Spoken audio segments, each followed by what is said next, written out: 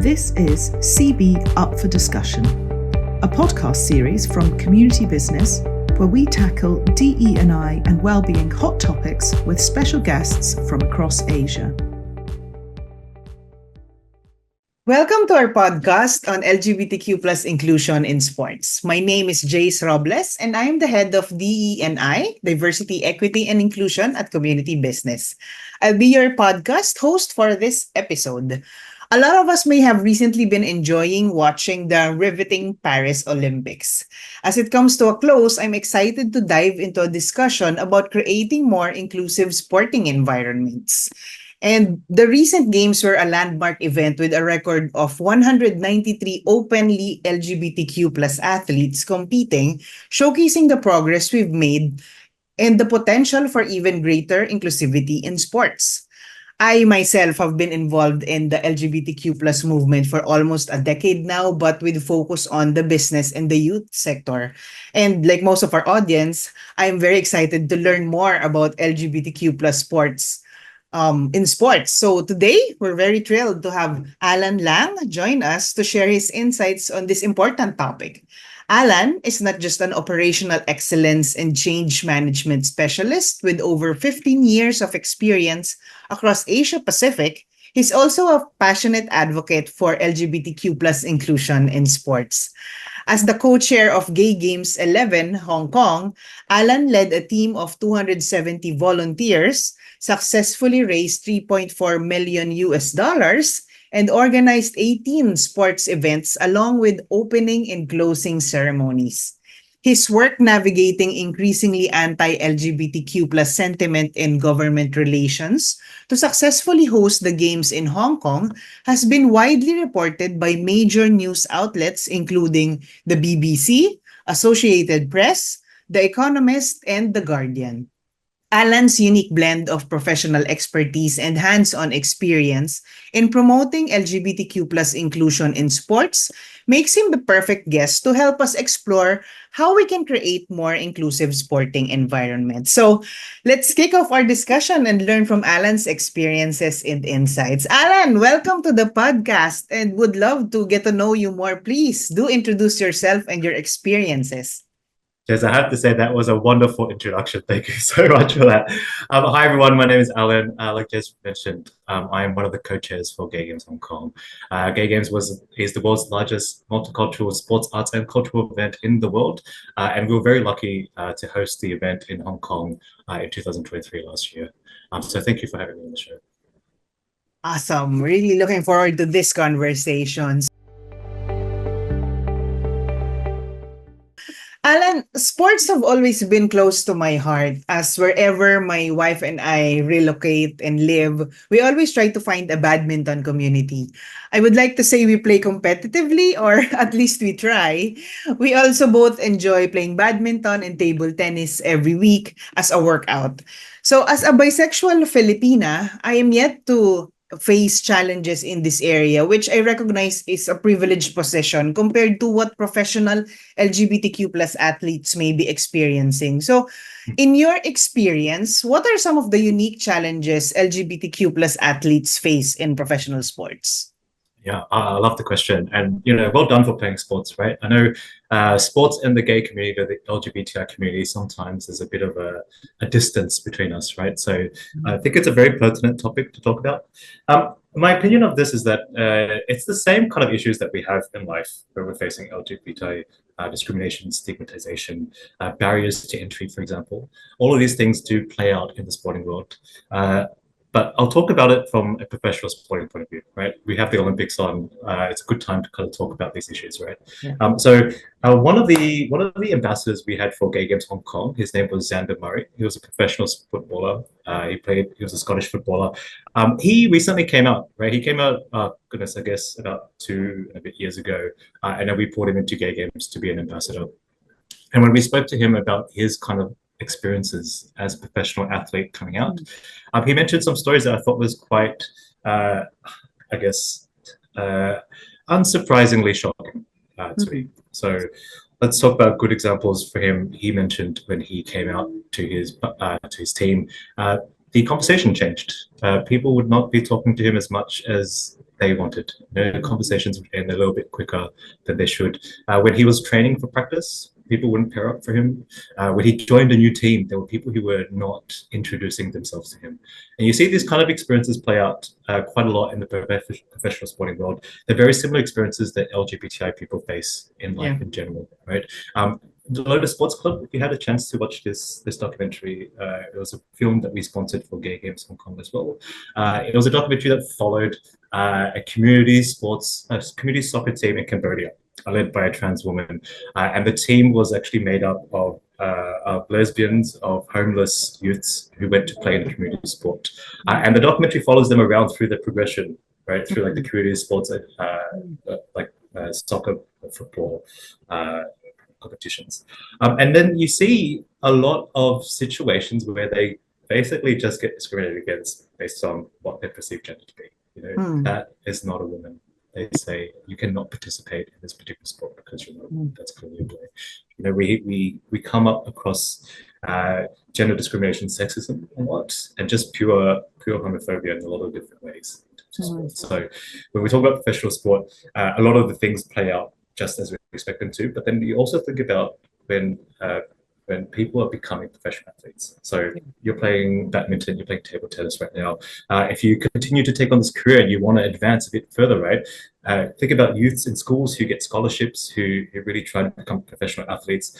If these experiences of being discriminated against and marginalized and stigmatized during your youth, during your teen years, right? And you're not able to get scholarships, or you feel that you're not worthy or you're not accepted into a team, there's challenges along the way for you becoming a professional athlete. So we're not just talking about when you're a professional athlete, you come out and you experience all these things that may happen to you in the workplace or in life, play out in the sporting field. They also happen all the way up to that, right? And then once you're professional, once you're seen and you're visible as a professional athlete, the LGBT athletes will tend to get a lot more bullying online. Right? Yeah. Just think about simple situations. You could get another example from Xander. He said when he was playing well that nothing would be said, but as soon as he played poorly, it would be his gender and his sexuality that would come into it, and he becomes a very easy target when you identify as LGBTI. So I think talking about sport and the sporting world, the challenges that LGBTI athletes go through, I think very, very known challenges of discrimination, stigma, barriers to access, but they play out and make it much more difficult for these people to kind of rise up the ranks and then stay there. So that's quite a good thing. Yeah. That does highlight the ongoing challenges of LGBTQ plus individuals. Imagine just the journey that one has to go through their youth, through their self-acceptance, and then as they emerge to the world, how the world reacts to that journey to self-acceptance actually shapes who you are and how you see yourself and how you take on opportunities. Not to mention the systemic challenges that actually is at play. Absolutely. I think not just your own perception, and we all know if you're a part of the LGBTI community, you have to overcome your own perception, right? Your own view of yourself.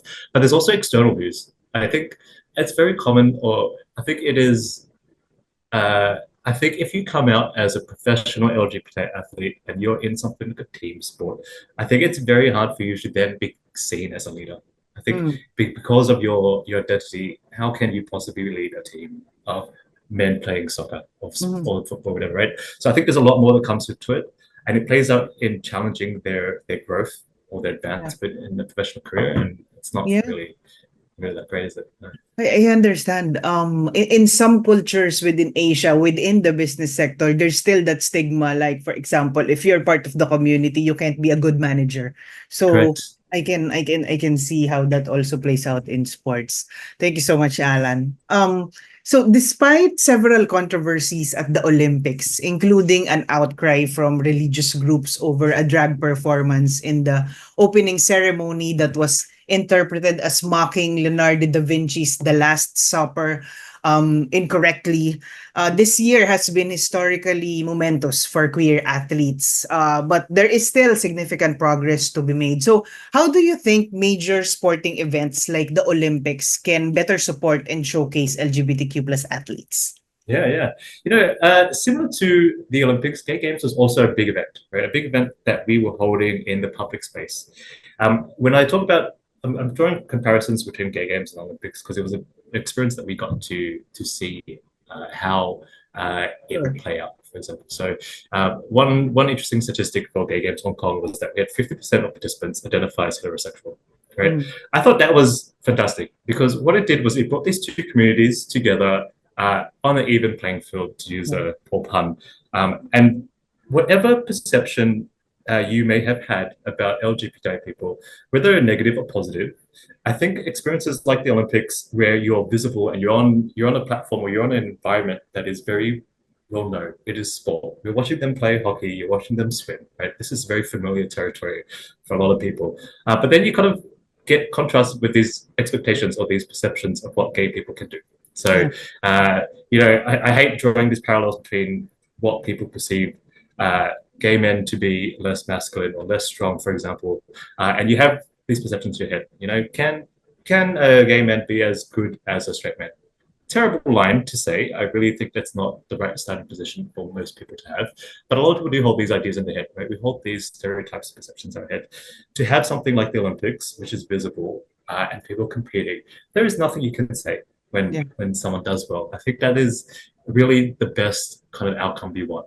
So for Gay Games, for example, we really wanted to change perceptions. We wanted to say, if you were not aware that gay people or LGBTI people were playing sport and they could play it well, or that it was a big part of their lives, you definitely can see it now.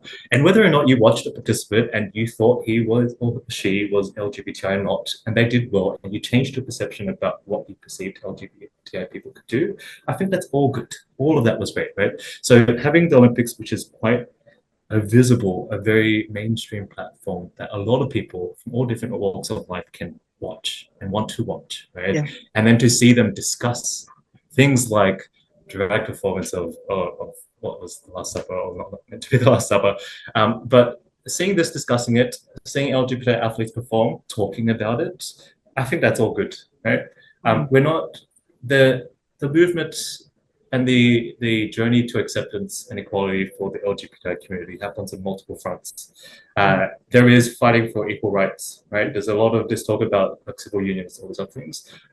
There's also a big part of it that is just about visibility, just about acceptance, just about closing the distance between people who may find LGBTI people so foreign and so different from them, and then closing that gap to go, oh, look, I've seen some of them play. What about it? So for me, something like the Olympics, even playing field, an opportunity for people to be visible, an opportunity for conversation to happen. And I think all of that is good stuff. The same thing happened for Gay Games, right? If you followed like the controversies that followed Gay Games as we were setting it up, a lot of people said how terrible it was that all these things happened. Protesters, politicians talking about how it was dirty money, right? Talk about national security law even during the Gay Games, right? On the one hand, I agree that this conversation was not in our best interests as a community. On the other hand, it really enlightened people to the challenges that we were having. It really went, oh my God, like this is what they go through to set up a sporting event.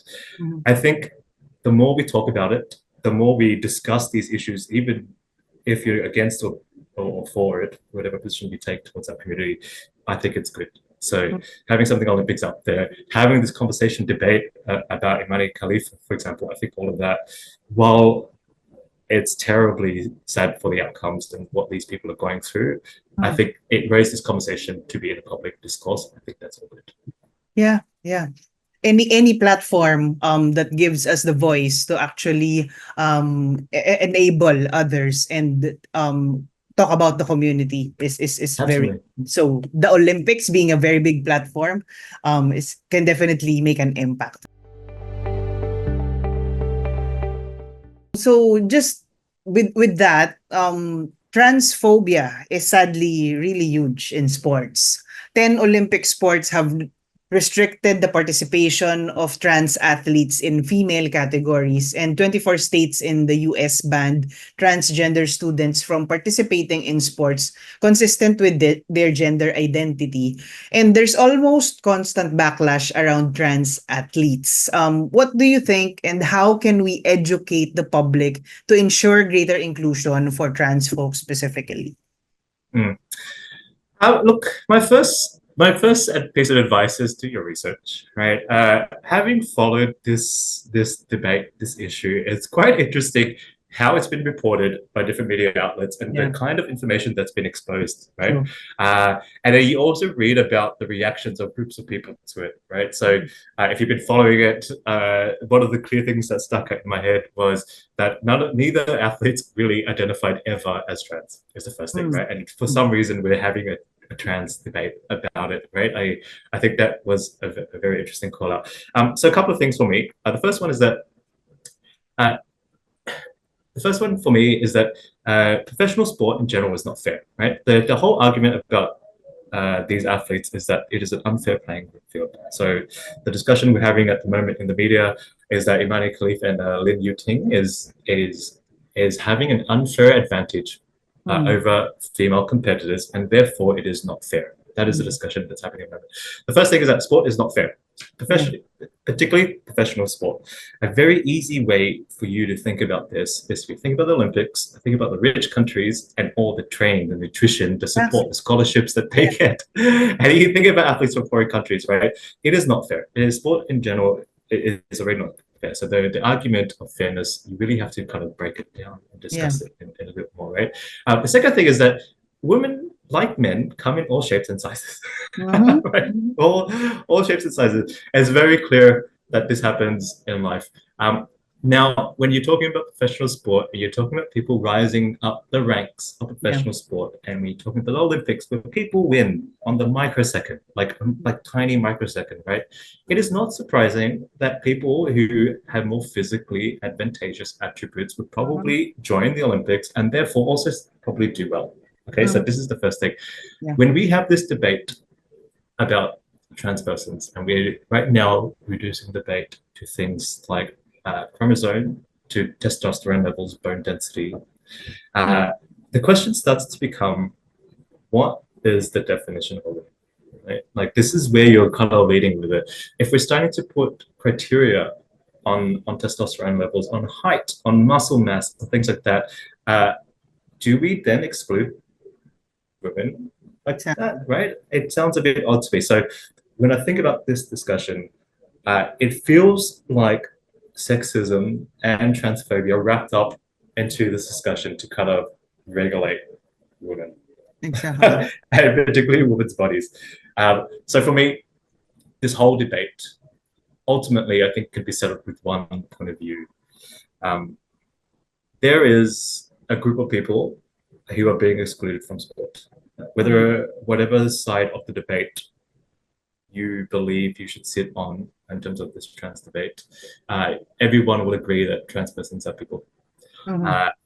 We had an example in 2022, FINA, or now it's called the World Aquatics Association, banned trans athletes from participating in the swimming competitions, right? How do you have sport that bans a group of people? So I think there's two things to call out. The first one is the position that the sporting world is taking about these measurements of what defines a woman is a very short-sighted position. Like, where do you go from there? Like, how do you continue from there? Do you set criteria of what makes a woman, right? The second thing is that sport needs to change. I think the way we're thinking about sport, particularly professional sport, with these gender categories, the reason we're having so much debate is because they don't fit together, because they don't really make a lot of sense. And if we agree that sport originally is not fair based on what we have discussed so far, we need to find a way to make it a bit more fair. And there's a number of sports that you could look to that already do this, right? There's a lot of sports out there that don't break up gender categories and you can still compete with each other. So I think we need to reconceptualize sport a little bit. We need to change the debate about how we classify women or men. And I think those two arguments really come together. Like, I think when you solve one, you solve the other one as well, particularly. Mhm.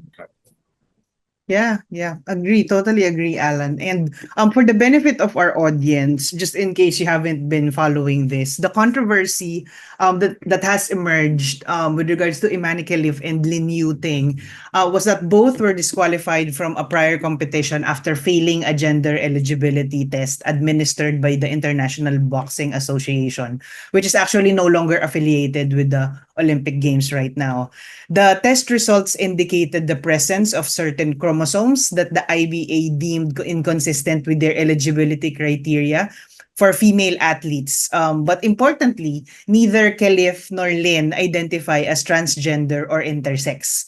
Both were actually assigned female at birth. So yeah, thank you, Alan, for giving your thoughts with regards to how relevant these definitions of gender in today's sporting world really is, and that we really should look into different ways of looking at it. I am curious if you have other insights on how can sports organizations really create inclusive policies that respect the complexity of human biology and gender identity.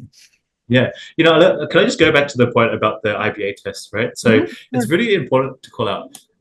They called it a gender eligibility test. It wasn't an eligibility test. It was a test that they created, and they set the criteria for what they thought was eligible to enter the women's competition. It was not a gender test itself. It was an eligibility test to enter a women's competition. Now, the reason I call that out as really important is because the discussion we're having is about what is the definition of woman. Yeah. Right? That was really, and their definition excluded these players. Yep. Now, as a sportsman, if you're joining a competition or association such as the boxing and the IBA, which is governed by the IBA, and they have a criteria to enter competition, you sign up to it. And if you don't meet the criteria, you don't meet the criteria. And it's unfortunate that that is the case.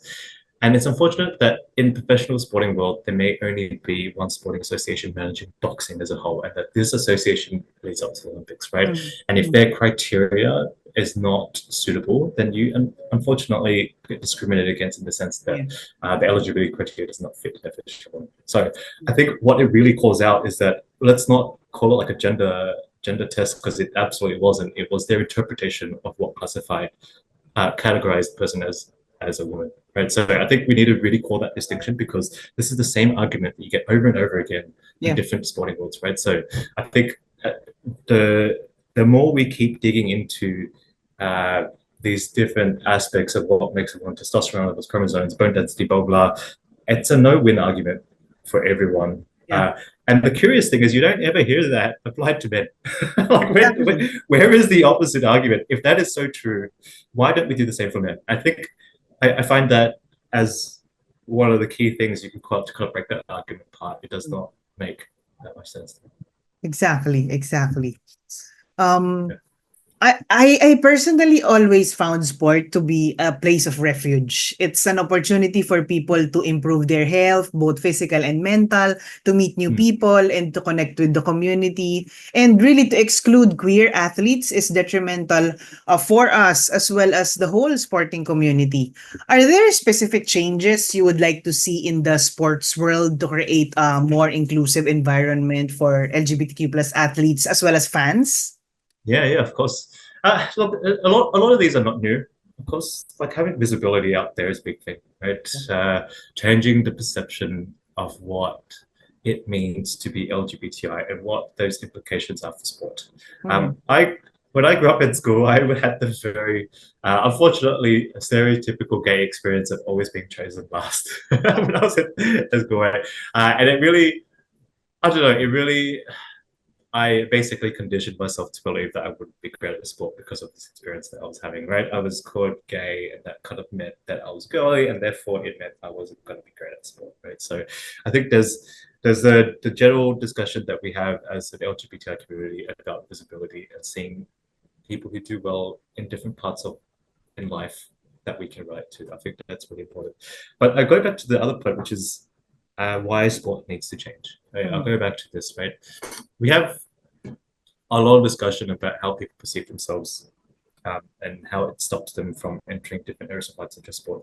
But sport itself, I think, really needs to change. If we go back to the gender discussion, we go back to fairness. None of these things will keep coming up because we haven't really addressed them. At Gay Games Hong Kong, what we did was we actually introduced all gender categories. We introduced categories that men and women could play together. We also kind of had a rather controversial, or rather a different aspect of what we thought was success. And we said that it's not about beating other people, it's about beating your own personal best, right? So you striving to do better than you did last time. And if you do that, that is considered a win, right? That you've tried so, like if I think about a traditional competition, so for example, we had a 5 and 10K race in Hong Kong, just a road running race. Imagine you had 200 people, right? And 199 of them had tried super, super hard and had been improving, had been training, and had been mental discipline to practice, and did really well compared to the last time. But then we only celebrate the 200th person. We only celebrate that one person who came first. I don't know. I think that's a little bit sad. I think we talk about fairness in entering sport. We talk about the differences of opportunity that people have, and then we put them on one playing field and say only the person who came first wins, and that's the only person we celebrate. I don't know. Something's wrong with that. That I reckon. So for me, 3 things really important, right? So that people participate is a big win. Right? That you can overcome so many personal challenges or personal perceptions of what you can and cannot do, and that you start playing sport. I think that's really important. I think that you bring other people along and you find ways to be inclusive. So do the exact opposite of what's happening in the sporting world right now. Find ways to include people rather than exclude them. I think should be the direction we take. And the last one really is like aim for doing better than you did before. That's really should be the goal. You talk about the benefits of sport, of you feeling healthier, of you achieving success, all these great things that we wrap up together with someone winning a competition or winning sport or winning a match.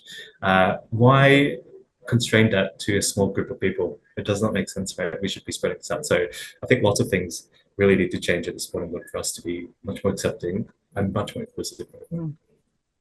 That's a really good way to look at it. It's the competition is more with yourself than with others, and really be better at what you do.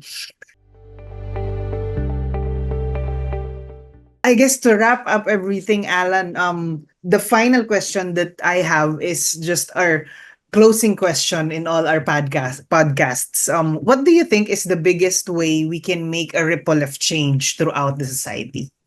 Yeah. Look. First, it starts with you. I found that was the biggest thing, particularly in my life. One of the things I really noticed about my time with the Gay Games is that I had a very similar background to you, where I worked a lot in corporate. And I walked around talking about LGBTI days and visibility, and that made me feel like I was doing change. One of the things I noticed was that, particularly in Gay Games, is that you have to be part of it yourself. Like go to these events. Be visible, right? If I was going around and I was doing this part of Gay Games, saying, "Hey, come join Games, come to Gay Games," I should be part of it too. It's a lot more powerful than you think. The challenge. It's very easy to identify the distance that LGBTI people may face when it comes to sport, and calling it out and saying that's bad and we should change it. It's another one for yourself to kind of go, I'm going to step in, I'm going to challenge myself, and I am going to kick a soccer ball around, even though as a kid I was so afraid of it.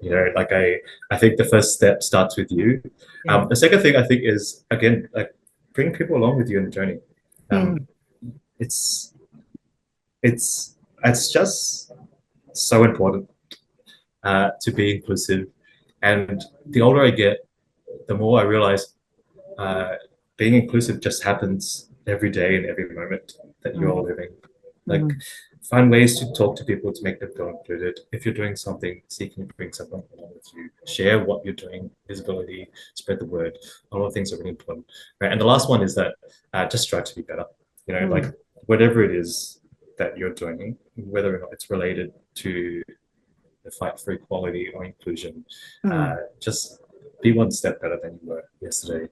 And I think a lot of this, while it sounds very personal and very, your self-action oriented, it really shows, and people see that, and it's the best change you can make. Yeah. Really starting with yourself and looking into what you can do personally. That's a really good point to close this out, Alan. Yeah, so thank you so much. That actually covers all the insights that we wanted to learn about in today's episode. A big thank you, Alan, for joining us on Up for Discussion. It's really been a pleasure. Thank you, Jess. Thank you, community business. Bye. Thank you. Thank you for listening to CB Up for Discussion. For more information about our work across Asia, head to the Community Business website.